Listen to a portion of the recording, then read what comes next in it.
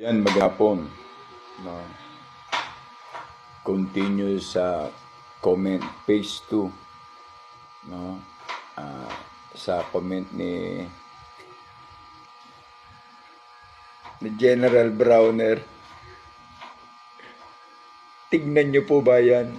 Ano ang nilalaman ng utak ng general na to? Pilipinas dapat matutong lumaban sa gera mag-isa. Sa korupsyon, hindi ba po pwedeng Pilipinas dapat lumaban sa korupsyon? Sama-sama tayo at kami ang didepensa sa inyo bilang inyong sandatahan. Hindi ba po pwede yung ganun? Mr. Browner?